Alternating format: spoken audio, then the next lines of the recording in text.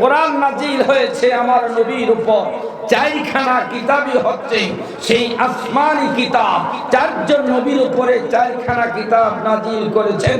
পূর্বের তিনজন নবীর কাছে যেইভাবে আল্লাহ কিতাব পাঠিয়েছেন, আমার নবীর কাছে এইভাবে আল্লাহ এই কিতাব পাঠায় না।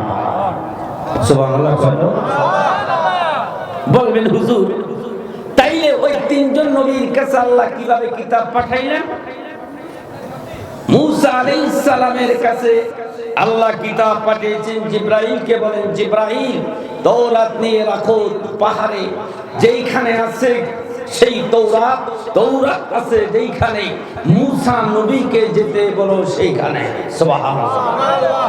এরপরে পাঠাইলেন জব্বুর, জিবরাইল জব্বুর রাখো, যেইখানে আছে জব্বুর কিতাব থাকবে যেইখানে, এই দাউদ নবী যাবে সেইখানে। ইনজিল কিতাব আছে যেইখানে, ঈসা নবী যাবে সেইখানে। মুসা নবীর কাছে জিবরাইল একসাথে কিতাব নিয়ে এসেছেন, কিতাব নিয়ে আসছেন মুসা নবীর কাছে একবার, দাউদ নবীর কাছে কিতাব নিয়ে আসছেন একবার, ঈসা নবীর কাছে ইনজিল কিতাব আসছে কমপ্লিট একসাথে একবার। যদি জিবরাইলকে জিজ্ঞেস করি, আল্লাহকে যদি জিজ্ঞেস করি, আল্লাহ মুসার কাছে একবার কিতাব দিয়ে দিলেন, দাউদ নবীকে একসাথে কিতাব দিলেন, ঈসা নবীকে একসাথে কিতাব দিলেন। আপনার বন্ধুরে কয়বারে কিতাব দিয়েছেন? আল্লাহ বলবেন একবার না, দুইবার না, 1000 বার না, 2000 বার না। জিবরাইলকে কোরআন নিয়ে আমার বন্ধুর কাছে আমি 24000 বার পাঠিয়েছি। কয় হাজার বার? জোরে বলেন, কয় হাজার বার? আল্লাহকে যদি রাখতে বলি, আল্লাহ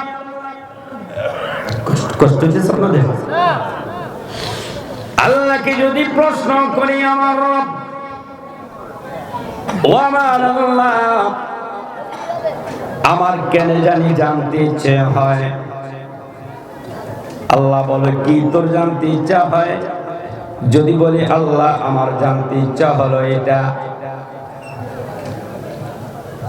ওই তওরাত ছিল যেখানে মুসাকে যাইতে বললেন সেইখানে, জব্বুর যেখানে দাউদ নবীকে পাঠাইলেন সেইখানে, ইনজিল যেখানে ঈসা নবীকে যাইতে বললেন সেইখানে। আল্লাহ জানতে চাই, কোরআন যেখানে আমার নবীরে পাঠান নাই সেইখানে, বরং নবী ছিল যেখানে, আল্লাহ আপনি কোরআন পাঠাইছেন কেন সেইখানে? আল্লাহু আকবার বলেন। খুব খেয়াল বাজান, আমার আল্লাহ বলেন, পৃথিবীর মানুষ, জগতের মানুষ শুনে নাও, শুনে নাও, আমি আল্লাহ, এইটা আমি আল্লাহর সিদ্ধান্ত। নবী যেখানে আমি আল্লাহ কোরআন পাঠাইছি সেইখানে, তার মানে আল্লাহ প্রমাণ করে দিয়েছেন কোরআনের চাইতে আমার নবীর দাম অনেক বেশি। কথা বলেন ঠিক কিনা? কোরআনের চাইতে আমার নবীর দাম কম না বেশি? এই কোরআনের কোনো মূল্য ছিল না। কোরআন কি জিনিস কাপড়ও বুঝতো না। দ্বীনের নবী রাহমাতাল লিল আলামিন যখন তিনি কোরআন তেলাওয়াত করতেন, নবীজির জবান মোবারক থেকে কোরআন শুনে কাফেররা পাগল হয়ে যাইতেন। কথা বলেন ঠিক কিনা? নবী যখন কোরআনের দাওয়াত দেওয়া শুরু করলেন, নবী যখন কোরআন তেলাওয়াত শুরু করলেন, তখন এই কোরআনের দাম, কোরআনের সম্মান, কোরআনের মর্যাদা মানুষের কাছে ধীরে ধীরে বেড়ে গেল। আরো জোরে করুন সুবহানাল্লাহ। দেখেন খুব খেয়াল, তখন ওমর তিনি কালেমা পড়েন নাই, ইসলাম গ্রহণ করেন নাই। নাম কি? ওমর। নাম কি?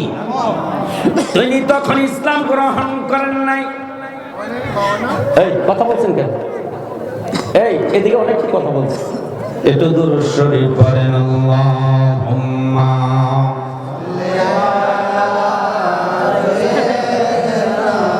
মাওলানা ওয়া আলা আলি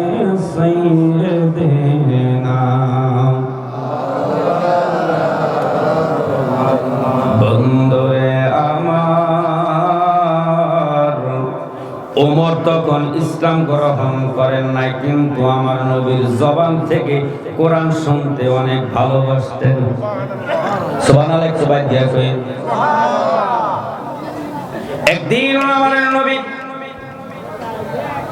নামাজ শুরু করলেন, খুব খেয়াল। ওমর চিন্তা করলেন মুহাম্মদ সাল্লাল্লাহু আলাইহি ওয়াসাল্লাম তিনি যখন নামাজ পড়েন, নামাজের মধ্যে তিনি কোরআন তেলাওয়াত করেন। কথা বলেন ঠিক কিনা? নবী যখন নামাজ পড়েন, নামাজের মধ্যে কোরআন তেলাওয়াত আছে না নাই? কোরআন তেলাওয়াত করেন। ওমর কই তুমি শুধু যায়, মুহাম্মদ নামাজে কোরআন তেলাওয়াত করবে আর আমি তার জবান থেকে কোরআন শুনবো। বন্ধুরে আমার,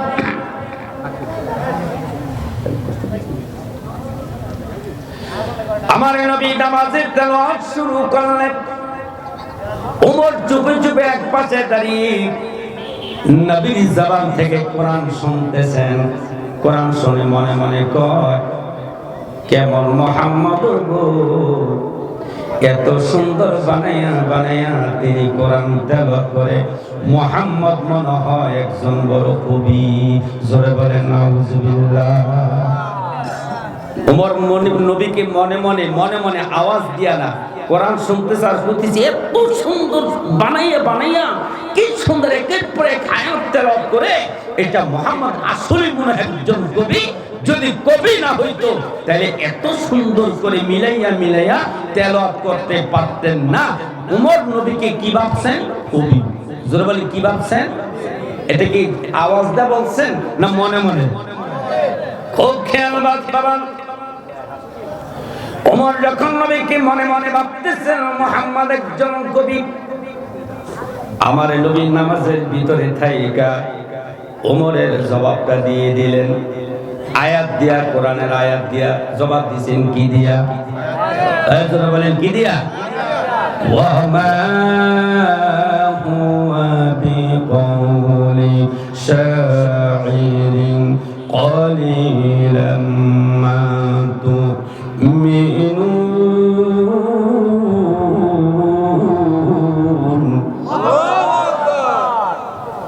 জবাব দিয়ে দিলেন। ওমর বুঝতে পারলেন, নবী আয়াত দিয়ে বলে দিলেন, ওমর তুমি আমাকে কবি ভাবতেছো, আসলে আমি কবি না। সুবহানাল্লাহ বলেন না? সংক্ষেপ বলে যাচ্ছি। ওমর আশ্চর্য হয়ে গেলেন। আমার মনের কথাটা মুহাম্মদ আয়াত দিয়া তিনি জবাব দিয়ে দিলেন। আমি ভাবছিলাম মুহাম্মদ কবি, তিনি বলতেছেন না তিনি কবি না, তিনি কেমন মানুষ। আমার মনের কথাও তিনি জানতে পেরেছেন। তাইলে তিনি শুধু কবি নয়, তিনি একজন গণৎকার। তিনি একজন গণৎকার। জোরে বলেন নাউজুবিল্লাহ। তিনি মনে একজন গণৎকার। যখন আবার ভাবতেছেন মুহাম্মদ একজন বড় গণৎকার হয়ে গেছেন, আল্লাহর হাবিব আবার নামাজের মধ্যে থাইকা এই তার জবাবটা আল্লাহ নবী কোরআন আয়াত দিয়ে দিলেন। ওয়ালা বিকাউলি কাহিন قليلا ما تذكرون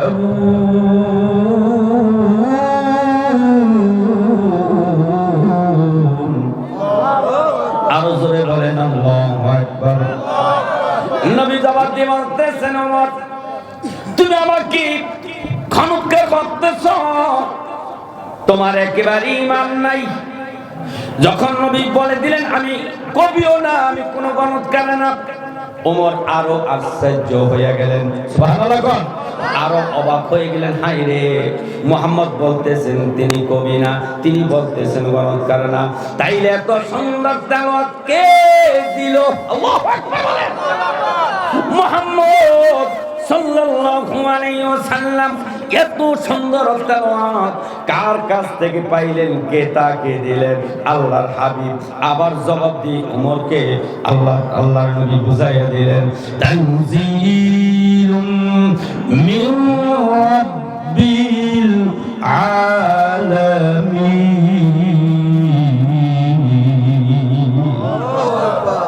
বলে দিলেন ওমর এই কোরআন পেয়েছে যার পক্ষ থেকে, তিনি হচ্ছেন আমার আল্লাহ। কোরআন এসেছে কার পক্ষ থেকে? জোরে বলে কার পক্ষ থেকে? তাহলে যেই কোরআন আল্লাহর পক্ষ থেকে এসেছে, যেই কোরআন লৌহে মাহফুজ থেকে এসেছে, যেই কোরআন জিবরাইলের মারফতে আমার নবীর কদম মুবারকে নাজিল হয়েছে, তাইলে এই কোরআনের সম্মান আছে না নাই? জোরে বলেন আছে না নাই? খুব খেয়াল, আমি আলোচনা খুব কম করব। এই কোরআন এমন একটি কিতাব, এই কোরআনের সাথে যার সহবত থাকবে, কোরআনের সাথে যার সম্পর্ক থাকবে, এই কোরআন যাদের সিনায় থাকবে, আল্লাহ ওই মানুষটাকে জমিনের শ্রেষ্ঠ মানুষ হিসেবে ঘোষণা করে। আরো জোরে বলুন সুবহানাল্লাহ। আমাদেরকে মাওলানা নাজমুল হাসান সালি ভাইকে, মাওলানা রাসেল ভাইকে, মুর্শিদ আলম সিরাজিকে এদিক চেহারে বসাইছেন। কেন বসাইছেন? কিসের কারণে? কোরআনের সম্মানে। এই কথা বলেন ঠিক কিনা? কোরআন মুখস্থ করেছেন, কোরআনের ইলম শিখেছেন, কোরআন সিনার মধ্যে ধারণ করেছেন। এই কোরআনের সম্মানে আজকে আপনাদের এলাকার হাজার সন্তান থাকার পরেও এরকম কয়েকজন সন্তানকে এই চেহারের মধ্যে সম্মান দিয়ে বসাইছেন। এই সম্মান পেয়েছে একটাই কারণ, আল্লাহর কোরআন তাদের সিনায় আছে। এই কথা বলেন ঠিক কিনা? বর্তমান পৃথিবীর সমস্ত মুসলমানের ইমাম একজন, পৃথিবীর সমস্ত মুসলমানের ইমাম একজন, সে হচ্ছে কাবার ইমাম। যারা বলেন কোথাকার ইমাম? যার নাম হচ্ছে আব্দুর রহমান সুদাইসি। কথা বলেন না? ওনার সম্মান পৃথিবীর সমস্ত ইমামের চাইতে কম না বেশি? বলেন কম না বেশি? কাবার ইমাম মানে পৃথিবীর শ্রেষ্ঠ ইমাম। কাবার ইমাম এইভাবে তো হয় নাই, নিশ্চয়ই এর পিছনে কারণ আছে না নাই? উনি এই লক্ষ লক্ষ পৃথিবীতে এত আলেম, এত মুফতি, এত মুহাদ্দিস থাকার পরও আব্দুর রহমান সুদাইসিকে কাবার ইমাম হলেন, তাকে কাবার ইমাম বানাইলেন, এর পিছনে কারণ আছে না নাই? এক সাংবাদিক, খুব খেয়াল, একজন সাংবাদিক শেখ আব্দুর রহমান সুদাইসিকে জিজ্ঞেস করেছিলেন, হুজুর আপনি কাবার ইমাম, আপনি যখন নামাজ পড়েন, নামাজে যখন কোরআন তেলাওয়াত করেন, তখন মনে হয় যে লৌহে মাহফুজ থেকে এই মাত্র কোরআন নাজিল হয়েছে। এখানে অনেক হাজি আছেন না? অনেকে হজ করেছেন। ইদানিং যারা হজ করেছেন 2, 4, 5, 10, 20 বছরের মধ্যে নিশ্চয়ই কাবার ইমামের পিছনে শেখ আব্দুর রহমান সুদাইসি সাহেবের পিছনে আপনারা নামাজ পড়ছেন না? অনেক হাজি আইসা বলে, হুজুর কাবাতে যখন বাইতুল্লাহ ইমামের পিছনে, কাবার ইমামের পিছনে যখন নামাজ পড়ি, উনি যখন নামাজের মধ্যে কোরআন তেলাওয়াত করে, শুনতেই মনে চায় আর মাত্র কোরআন, মনে হয় যে কোরআন নাজিল হইতেছে। তো সাংবাদিক জিজ্ঞেস করেছিলেন, হুজুর আপনি কাবার ইমাম কিভাবে হইলেন? তিনি বললেন, কাবার ইমাম হওয়ার পিছনে 2টা কারণ। একটা হচ্ছে আমার মায়ের দোয়া, দ্বিতীয়টা হচ্ছে এই কোরআনের বরকত। প্রথম কি মায়ের কথা কয় না? প্রথম কি মায়ের দোয়া, দ্বিতীয় হচ্ছে কোরআনের বরকত। এই 2টা কারণে আল্লাহ আমাকে কাবার ইমাম বানাইছেন। সুবহানাল্লাহ। গভীর মনোযোগ। শেখ আব্দুর রহমান সুদাইসি তিনি বলতেছেন, সাংবাদিক শোনেন, 2টা কথা আপনাকে জানাইয়া দেই। আমার বাড়ি হলো দাম্মাম। কোথায়? বাইতুল্লাহ থেকে দাম্মাম 1400 কিলোমিটার দূর আমার বাড়ি। ছোট্ট যখন ছিলাম, বাবার ঘরে আমরা কয়েকজন ভাই বোন, আমি সবার ছোট। আমি অনেক দুষ্ট ছিলাম। ছোট ছোট বাচ্চাদের মধ্যে কেউ দুষ্টামি কম করে, কেউ একটু বেশি করে, আছে না নাই? তিনি বলতেছে, আমি যখন ছোট ছিলাম তখন আমি অনেক দুষ্টামি করতাম।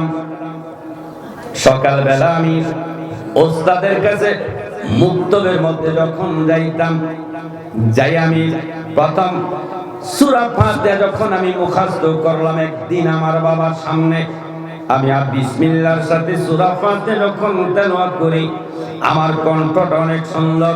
আমার কণ্ঠে আমার বাবা সূরা ফাতিহা শুনে তিনি সাথে সাথে নিয়ত করে ফেললেন, আমার সন্তান আব্দুর রহমানের কণ্ঠ যেহেতু এত সুন্দর, সূরা ফাতিহা এত সুন্দর করে পড়তে পারেন, তাইলে আমার এই আব্দুর রহমানকে আমি হাফেজে কোরআন বানাবো।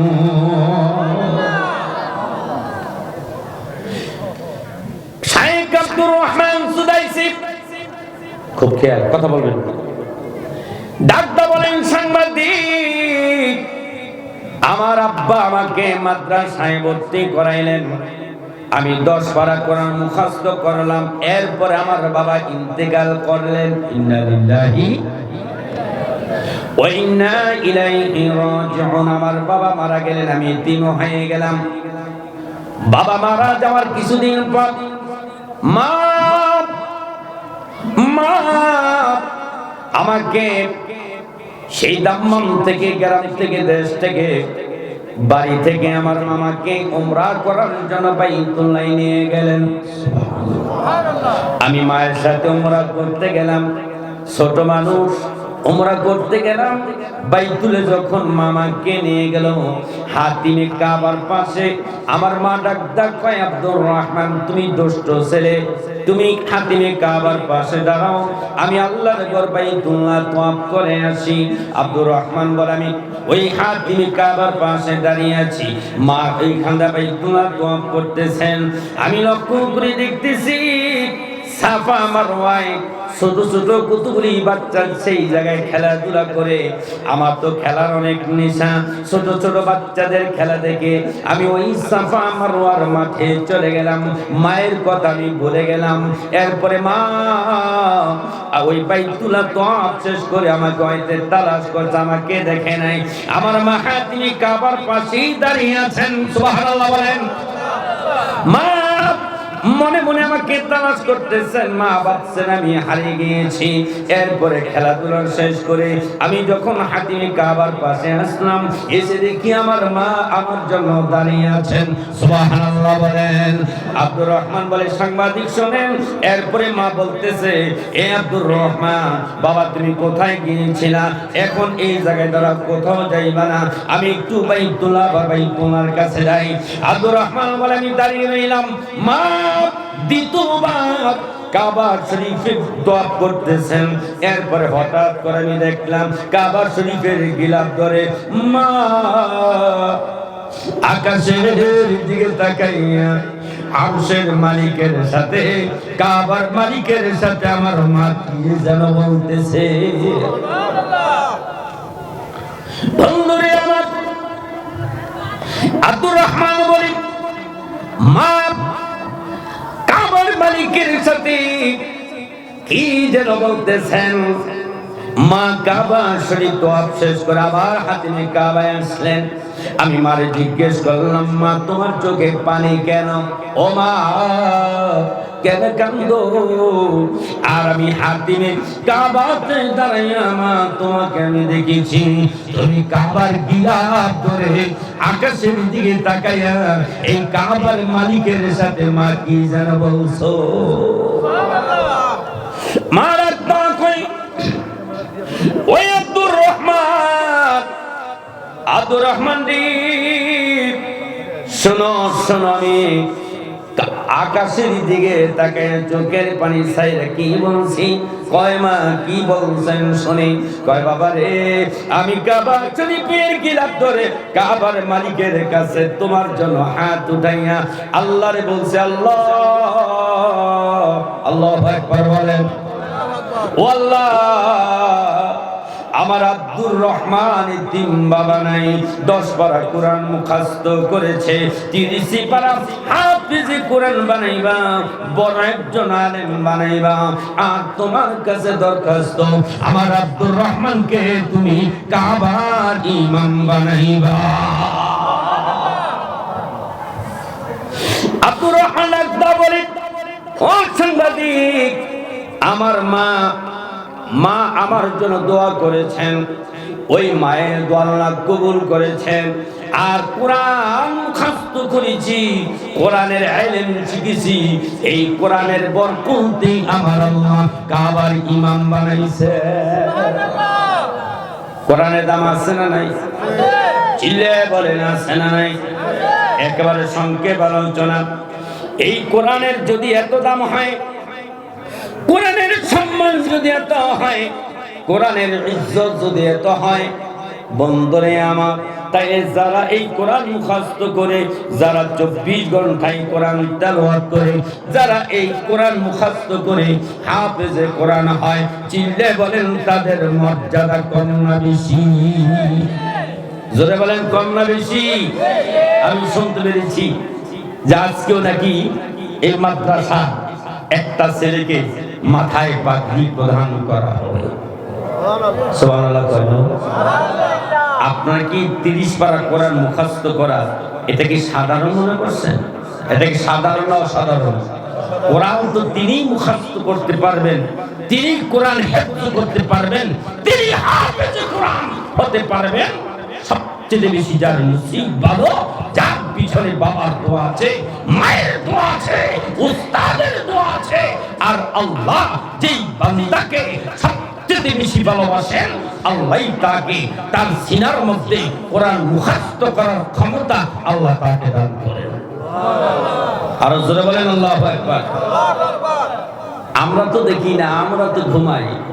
রাত্রে 3টা বাজে আইসা, এই শীতের মধ্যে বিশ্বাস যদি না করেন, একদিন হঠাৎ করে বাড়ি থেকে আসবেন, আইসা রাত 3টা বাজে দেখবেন ছেলেরা কি করে, ঘুমায় নাকি নাটক করে, না খেলাধুলা করে, নাকি ইউটিউব ফেসবুক দেখে, না আইসা দেখবেন এই ছেলেগুলি রাত 3টার পর ঠান্ডা পানি দিয়ে উযু করে আল্লাহর কোরআন তেলাওয়াত করে। সুবহানাল্লাহ।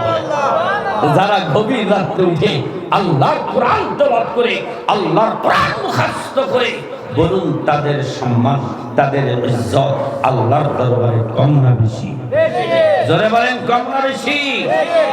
ও খেয়াল, এই ছেলেগুলি, এই কোরআনের পাখিগুলি, কোরআনের পাখিগুলি যদি তারা দোয়া করে, আল্লাহর আরশ পর্যন্ত মাঝখানে কোনো পর্দা থাকে না।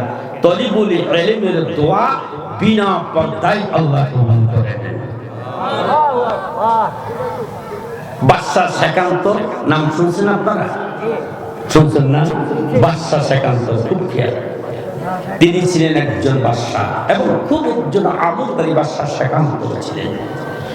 তো ওই যুগে কোনো বিদ্যুৎ ছিল না। আমাদের দেশে দেখবেন আজ থেকে 20 বছর আগে দেখছি যে কোন বীর অনুষ্ঠানে বা ওয়াজ মাহফিলে হেজেক লাইট জ্বালাইতো না, তেলবেলা পাম দিয়া হেজেক লাইট জ্বালাইতো, 2টা-3টা হেজেক লাইট জ্বালাইয়া মোটামুটি রাত্রের অনুষ্ঠানগুলি শেষ করতো। ঠিক কিনা বলেন? তো বাদশা শেখান্তরের রাজপ্রাসাদের সামনে দিয়া রাস্তা ছিল, রাস্তা ছিল চৌরাস্তা। আমাদের মাঝে মাঝে চৌরাস্তা আছে না নাই? তো এই চৌরাস্তার মাঝখানে এই হেজেক লাইট, তো কেরোসিন তেলের লাইট, আরিকেন বা লাইট, হেজেক লাইট সারা রাত লাগায় রাখতেন। কেন? যে রাত্রে যদি কোনো মানুষ যদি রাস্তা দিয়ে হাঁটতো, অন্ধকার, যদি লাইটটা থাকে তাহলে তারা ঠিক মতো রাস্তা চিনে যার যার গন্তব্য স্থানে যাইতে পারবে। এই জন্য 4 রাস্তার মোড়ের মাঝে প্রতিদিন সন্ধ্যা থেকে ফজর পর্যন্ত বাদশা শেখান্তরের বাড়ির সামনে চৌরাস্তা একটা লাইট জ্বলত। সুবহানাল্লাহ বলে। তা এরকম জ্বলতেছে, হঠাৎ করে বাদশা শেখান্তর একদিন রাজপ্রাসাদের দরজা বারান্দা আইসা ওই রাস্তার দিকে তাকিয়েছেন। খুব খেয়াল, রাস্তার দিকে যখন তাকাইলেন তখন গভীর রাত 2টা বাজে। বাদশা শেখান্তর তিনি বারান্দায় দাঁড়াইয়া রাস্তার দিকে তাকায় দেখতেছেন একটা মাদ্রাসার ছোট্ট ছেলে, মাথায় টুপি, গায়ে পাঞ্জাবি, হাতে আল্লাহর কোরআন, লাইনের নিচে দাঁড়াইয়া সে কোরআন তেলাওয়াত করতেছে। সুবহানাল্লাহ। আসতে বলবেন না জোরে বলবেন? বাদশা শেখান্তর অবাক হয়ে গেলেন, কিরে রাত 2টা বাজে লাইটের নিচে দাঁড়াইয়া ছেলেটা কি করতেছে? একজন পাঠাইলে, লোক পাঠাইলে, যাও তো গিয়ে দেখে তো ছেলেটা কি করে। গিয়ে দেখতেছে দাঁড়ায় দাঁড়ায় কোরআন তেলাওয়াত করে। বাদশা বলতেছেন তাকে নিয়ে আসো। ছেলেটাকে নিয়ে আসলেন। বাদশা জিজ্ঞেস করলেন, ও বাবা, তোমার বাড়ি কোন মাদ্রাসা, তুমি এই জায়গায় কি করো? ছেলেটার আড্ডা বলে, বাদশা আমার বাড়ি কই? আমার বাড়ি আমি কোন মাদ্রাসায় পড়ি, আমি কে? আমার নাম জানতে চেয়েছেন বাদশা? এক নাম্বার, আমার বাড়ি এইখান থেকে 10 কিলোমিটার দূর, আর ওই মাদ্রাসায় আমি পড়ি। আমার বাবা নাই, আমি একজন বাবা হারা এতিম সন্তান। বাদশার আড্ডা বলতেছেন, এই মাদ্রাসার ছেলে, এখান থেকে 2 কিলোমিটার দূর তোমার মাদ্রাসায়, আর তুমি আমার বাড়ির সামনে চৌরাস্তায় লাইটের নিচে দাঁড়িয়ে কেন কোরআন পড়ো? খুব খেয়াল, কেন কোরআন পড়ো? ছেলেটার একদম কয়, বাদশা ও বাদশা শোনেন, আমার বাবা নাই। আমি যখন মাত্র 3 বছর বয়স আমার বাবা মারা গিয়েছেন, মাকে ওসিয়ত করে গিয়েছেন, আমি যদি মারা যাই আমার এই ছেলেটাকে হাফেজে কোরআন বানাইও।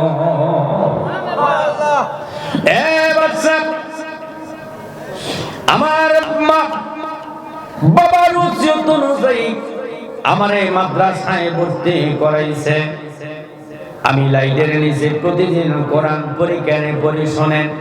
ও বাদশা, যেই মাদ্রাসায় পড়ি রাত্রিবেলা নিজের তৈল দিয়া নিজে কোরআন পড়তে হয়। সব ছেলেদের বাবা আছে, মা আছে, ধনী লোকের সন্তান, তারা যার যার হারিকেনের আলো দিয়ে কোরআন তেলাওয়াত করে। যতক্ষণ পর্যন্ত কেলাত চলে ততক্ষণ পর্যন্ত তাদের হারিকেনের পাশে বসে বসে আমি সবক মুখস্থ করি। যখন মাদ্রাসার কেলাত ছুটি হয়ে যায়, ছেলেরা যার যার বিছানায় ঘুমাইয়া যায়, আমার সবক মুখস্থ শেষ হয় না।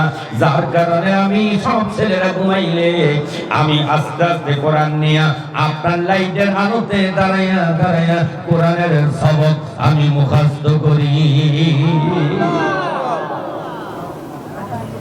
বাদশা আশ্চর্য হয়ে গেলেন, বাবা নাই এতিম।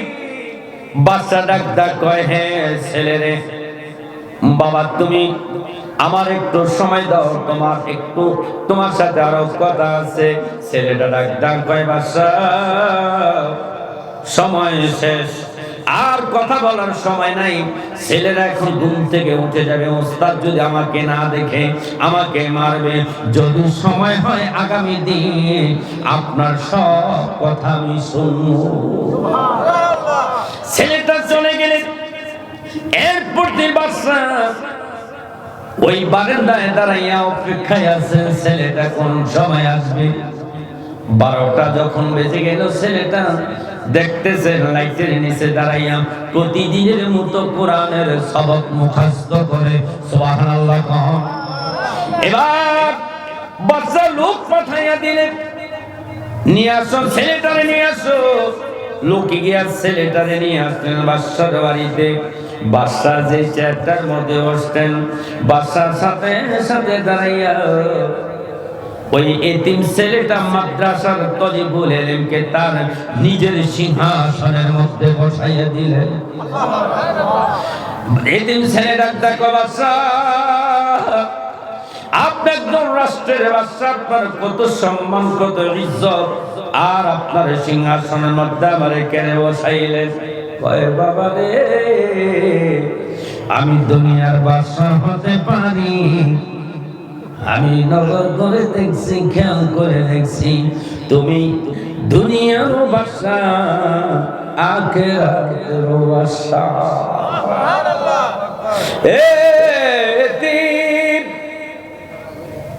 তোমার ভিতরে কোরআন আছে, তোমার সামনে আমি সিংহাসনে বসাটা বেয়াদবি মনে করি, তুমি বসো। তিনি বসলেন। বাদশা কি বলবেন তাড়াতাড়ি বলেন, খুব খেয়াল, কি বলবেন তাড়াতাড়ি বলেন। বাদশা ডাক্তার কয়, ও ছেলে, তোর কোরআন মুখস্থ করো, কেরাসিন নাই। আমি বাদশা সেকান্ত আজ থেকে তোমার তৈরির জিম্মাদার হয়ে গেলাম। যতদিন পর্যন্ত তোমার আলেম তোমার হেফজ পড়া শেষ না হবে, হেফজ শেষ করার পরে যতদিন পর্যন্ত তুমি আলেম না হইবা, ততদিন পর্যন্ত আমি বাদশা তোমার শুধু তৈলের না, তোমার 3 বেলা খানার খাদ্য পোশাকের খরচের দায়িত্ব আমি বাদশা নিয়ে গেলাম। তালিবুল ইলম ডাকদা কয়, বাদশা এত বড় দায়িত্ব আপনি আমার নিলেন, আমার খানার দায়িত্ব, পোশাকের দায়িত্ব, কেরাসিন তেলের দায়িত্ব নিলেন, আমি আপনার ঋণ কি দিয়া পরিশোধ করব, কি দিয়ে ঋণ পরিশোধ করব? বাদশা ডাক্তার কয়, তুমি শুধু হাসরের মাঠে যদি তুমি জান্নাতে যাও, এক একটা হাফেজ নাকি 10 জনকে 10 জন জাহান্নামীকে জান্নাতে নিতে পারবে। আমি চাই হাসরের মাঠে তোমার সাথে যেন আল্লাহ জান্নাতের ফয়সালা করে। এইটা তো আখিরাতের জন্য চাইলেন, আল্লাহু আকবার বলেন। এইটা তো আখিরাতের জন্য চাইলেন, দুনিয়ায় বলে কিছু চাওয়ার আসেনি। বাদশা অবাক হয়ে গেলেন যে দুনিয়াতে আমি তোমার কাছে কি চাইবো বাদশা, এমন কোন দোয়া প্রয়োজন আসেনি? বলেন হেলে আমি একটু দোয়া করব। সুবহানাল্লাহ। বাদশা ডাক্তার কয়, ঠিক আছে আমার একটু দোয়া দরকার। কয় কি? বাদশা সেকান্তর বলে, আমি প্রতিদিন এশার নামাজ পড়ে নূর নবীকে দেখার জন্য 500 বার দুরূদ শরীফ পড়া, নবীকে স্বপ্নে দেখার জন্য এই আমলটা করি। মাসের পরি মাস, বৎসরের বৎসর, বছরের পর বছর চলে যায়, এখনো নূর নবীজির দিদার আমার হয় নাই। তুমি একটু দোয়া করে যাও, আল্লাহ যেন নূর নবীজির স্বপ্নের দিদার আমার নসিব হয়ে যায়। খুব খেয়াল ছেলেটা ডাক্তার কই, বাদশা ও বাদশা, আর মদিনা ওয়ালা কেমনে ওয়ালা নূর নবীকে যদি স্বপ্নে দেখতে চাও, দেরি করেন না, এখন পারফেক্ট সময়। এই সময়টা যখন যা দোয়া করা হবে আল্লাহর কাছে কবুল হয়ে যায়। এখন রহমতের সময়, আল্লাহ তাআলার রহমতের দরজাটা খোলা। আপনি ওযু কইরা জায়নামাজটা বিছাইয়া চক্ষু বন্ধ করেন, আমি একটু আপনার জন্য এই মুহূর্তে দোয়া করে যাই। জোরে করুন সুবহানাল্লাহ। দাদা করাসা জায়নামাজ বিছান, ওযু করেন, জায়নামাজ বিছান, চক্ষু বন্ধ করেন, সোনার মদিনা খেয়াল করেন। আমি আল্লাহর কাছে একটু দোয়া করি, আল্লাহ যেন আপনার মনের আশা পূরণ করে দেয়। তবে বাদশা,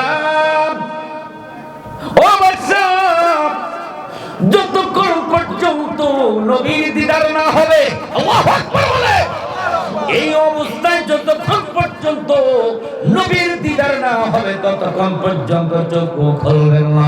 আর চক্ষু খোলার পর আমারে যদি না দেখেন, আমারে তালাশ করবেন না। বাদশা চক্ষু বন্ধ করলেন, জায়নামাজ বিছিয়ে সোনার মদিনা খেয়াল করলেন। মাদ্রাসার তরিকুল ইলম ছেলেটা সিংহাসনতে নাইমা পাশে সেজদায় দিয়া আল্লাহর ডাক দিয়া কয়, আল্লাহ ও আল্লাহ, সেজদা দিলাম গো, আমার বাবা নাই। আল্লাহু আকবার বলেন। ও মাবুদ, আমি তোমার কোরআন পড়ি, কোরআন ভালোবাসি, কোরআন মুখস্থ করি, বাবা নাই, এতিম, সেজদায় পড়ে গেলাম। আল্লাহ বাদশার মনের আশাটা এই মুহূর্তে পূরণ করে দাও। কথাটা বইলা সেজদা থেকে মাথা উঠাইয়া ছেলেটা রাজপ্রাসাদ থেকে বের হয়ে গেছে। কিছুক্ষণ পর বাদশা চিৎকার দিয়ে তার চক্ষু খুললেন, আর বলতেছেন, কই তুমি? স্বপ্নের মাধ্যমে ওই অবস্থায় আল্লাহর নবীর দিদার বাদশার সাথে হয়ে গেছে। ছেলেরা যদি দোয়া করে, তলিবুল ইলমরা দোয়া করে, দোয়া কবুল হয় কি হয় না? এই জিলে বলেন হয় কি হয় না? এ বাজান, আমি আপনাদের মাহফিলে গত 2 বছর 3 বছর 3 বছর এই হাফেজদের ব্যাপারে অনেক আলোচনা আমি করেছি। আমার পূর্ব ভাইরা ওলামায়ে কেরাম অনেক আলোচনা করেছেন। হাফেজদের ব্যাপারে আলোচনা করলে রাতের পরে রাত, দিনের পরে দিন শেষ হবে। হাফেজদের মর্যাদা, ফজিলত, সম্মানের আলোচনা করে শেষ করা যাবে না। তবে আপনাদের কাছে জানতে চাই, যেই জমিনে আল্লাহর কোরআন তেলাওয়াত করা হয়, যেই জমিনে কোরআন মুখস্থ করা হয়, যেই জমিনে 24 ঘন্টায় আল্লাহর কোরআন তেলাওয়াত হয়, বলেন ওই জমিনটার দাম কম না বেশি? চিল্লায় বলেন, কম না বেশি? আশেপাশে কবরস্থান আছে না নাই? আছে। মাদ্রাসার আশেপাশে আছে, মাদ্রাসার আশেপাশে কবরস্থান আছে। এখন বাজার এই জমিনটার দাম কেমন? এই মাদ্রাসার কারণে, কোরআনের কারণে আশেপাশে কবরবাসীদের অবস্থাটা কেমন, এটা আপনাদেরকে বুঝাইতে পারবো না। তবে আমাদের কথার সাথে মিল পাইতেন যদি কবরস্থান থেকে একটা কবরবাসী উঠা যদি শুক্রবার জুম্মার দিন মিম্বার পাশে দাঁড়াইয়া যদি বলতো, কবর মানুষ, আল্লাহু আকবার বলেন, ও আমার গ্রামবাসী শুনো, আমি এই কবরে, এই গ্রামের মাটির নিচে আজকে 10 বছর কবরি। এই 10 বছরের মধ্যে কোন মুসলমানের ঘর থেকে আমার জন্য দোয়া আসে নাই, আমার ঘর থেকে আমার জন্য দোয়া আসে নাই। তোমাদেরকে জানাইয়া যায়, যেদিন এই মাদ্রাসা হয়েছে, যখন ছেলেরা এই মাদ্রাসায় কোরআন তেলাওয়াত শুরু করলো, ওই দিন থেকে আমাদের কবরের আযাব আল্লাহ মাফ কইরা দিয়েছে। কথা বলেন ঠিক কিনা? রাসূল তো বলেছেন, যে জমিন আল্লাহর কোরআন তেলাওয়াত হয়, ওই জমিনের নিচে কোনো আযাব হয় না। কোরআনের বরকতে, কোরআনের খাতিরে, কোরআনের সম্মানে ওই এলাকার গ্রামের সমস্ত কবরবাসীদের আযাব আল্লাহ মাফ করে দেয়। সুবহানাল্লাহ। আর জোরে করে আল্লাহু আকবার। একটা ছেলে যদি এই মাদ্রাসার একটা ছাত্র যদি কোন কবরের পাশে দিয়া যদি হাইটা যায়, জিয়ারত দরকার নাই, সালাম দেওয়ার দরকার নাই, কবর জিয়ারত দরকার নাই, একটা তলিবুল ইলম মাদ্রাসার ছাত্র যদি কোন কবরের পাশে দিয়েও হেঁটে যায়, তার সম্মানে 40 দিনের জন্য ওই কবর আযাব মাফ হয়ে যাবে। সুবহানাল্লাহ। কত দাম! মরে যান, বাড়ি করছেন, 2 তলা, 3 তলা, 5 তলা বাড়ি করছেন, বহু দামি টাইলস দিয়ে বাড়ি সাজাইছেন, হালাল হারাম টাকা দিয়া মার্কেটার জমিন কিনা সন্তানকে মালিক বানাইয়া সাদা কাপড়ের কাপড় পইরা কবরে গেছেন। সেদিন বুঝবেন আপনার এই বাড়ি গাড়ি টাকা পয়সা আপনার এই জমিদারি সন্তানকে যে দিয়ে গেছেন, ওইটা দিয়ে আপনি কবরে কি পাচ্ছেন, আর নবীর ঘরের জন্য আপনি সামান্য কিছু দিয়া কবরে কি পাচ্ছেন, সেদিন আপনি কবরে আফসোস করবেন।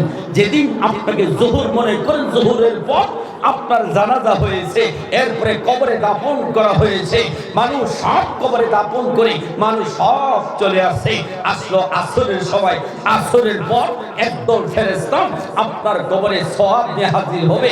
আপনি বলবেন, ফেরেশতারা এটা কোন জায়গা থেকে নিয়ে আসছো? ওই ফেরেশতারা বলবে, ওই নুরানি হাফিজিয়া মাদ্রাসার ছেলেরা জোহর থেকে আসর পর্যন্ত বসে বসে ছেলেরা যেই কোরআন তেলাওয়াত করেছে, এই সওয়াব তোমার কবরে নিয়ে আসছে। সুবহানাল্লাহ। আর জোরে কইতে সুবহানাল্লাহ। আবার মাগরিব থেকে রাত 10টা পর্যন্ত, 10টার পরে একদল ফেরেশতা আবার আপনার কবরে সওয়াব নিয়ে হাজির হবে। আপনি জিজ্ঞেস করবেন, ফেরেশতারা এটা কোন জায়গার সওয়াব? ফেরেশতারা বলবে, মাগরিব থেকে রাত 10টা পর্যন্ত ছেলেরা ওই মাদ্রাসায় বসে বসে 40-45 জন ছাত্র আল্লাহর কোরআন তেলাওয়াত করেছে, এই সওয়াব তোমার কবরে নিয়ে আসছে। সুবহানাল্লাহ বলে। আবার এরপর দিন ফজরের পর হাজির, এরপরে যোহরের পর হাজির। আপনি প্রশ্ন করবেন, ফেরেশতারা প্রতিদিন 3 বার 5 বার ওই গোয়ালবর মাদ্রাসা থেকে ছেলেরা কোরআন তেলাওয়াত করে এই সওয়াব নিয়ে আসতেছো, আমার বাড়িতে যাও নাই? আমার ছেলেদের যে আমি বিল্ডিং দিয়ে আসছি, জমি দিয়ে আসছি, পুকুর দিয়ে আসছি, সম্পদের মালিক বানিয়ে দিয়েছি, আমাদের ছেলের কাছে কি যাও নাই? ফেরেশতারা বলে, হ্যাঁ দৈনিক 5 বার যাই। তুমি আসার পর প্রতিদিন দৈনিক 5 বার গেছি, আজকেও গেছি, আসরের সময় গেছি, জোহরের সময় গেছি, তোমার ঘরের দরজায় এসার সময় গেছি, ফজরের সময় গেছি। একবার গিয়া দেখি তোমার বউ, পোলাপাইন, ছেলে, সন্তান সবাই মাশাআল্লাহ ইউটিউব ফেসবুক নিয়ে বসে আছে। একবার মাগরিবের সময় গেলাম, নামাজ নাই, তোমার ঘরে কোনো আল্লাহ কোরআন তেলাওয়াত কোনো জিকির নাই। গেছিলাম আবার ফজরের সময়, দেখি তোমার ঘরের দরজা বন্ধ, তোমার পরিবার পরিজন সবাই নাক টাইনা ঘুমায়। কথা বলেন ঠিক কিনা? তুমি মারা গেছো, তোমার কথা স্মরণও করে না, দোয়া তো করবো দূরের কথা। তখন আপনি বলেন হাই হাই, ফেরেশতারা বলো কি, এই হালাল হারাম টাকা দিয়া কষ্ট পরিশ্রম করে মাথার ঘাম পায়ে ফেলাইয়া রক্ত, মাথার শরীরের রক্তকে বাড়ি করে এত কষ্ট করে ভারী দিয়ে আসলাম, জমি দিয়ে আসলাম, টাকা দিয়ে আসলাম, ব্যাংক ব্যালেন্স দিয়ে আসলাম, পুকুর পুষ্করি সব কিছু দিয়ে আসলাম। ওই সন্তানেরা আমার জন্য একটু দোয়া করে না, আর আমি মাদ্রাসায় সামান্য কিছু টাকা দিয়ে আসছি, আর এর বিনিময়ে কবরে আসার পর থেকে তোমরা এত সব আমার কবরে নিয়ে আসতেছো। যদি আগে বুঝতাম, আগে যদি ওই আলেমের কথাগুলি বিশ্বাস করতাম, আর যদি জানতাম মৃত্যুর পর সন্তান আমার সম্পদ খাইয়ে আমাকে ভুলে যাবে, আমার পুকুরের মাছ খাইয়ে আমাকে ভুলে যাবে, আমার গাছের ফল খাইয়া আমাকে ভুলে যাবে, আমার ঘরের মধ্যে খাইকা আমাকে ভুলে যাবে, আমার সম্পদ সব বিক্রি করে আমি কোরআনের খেদমতে সব কিছু দান করে দিয়ে আসতাম।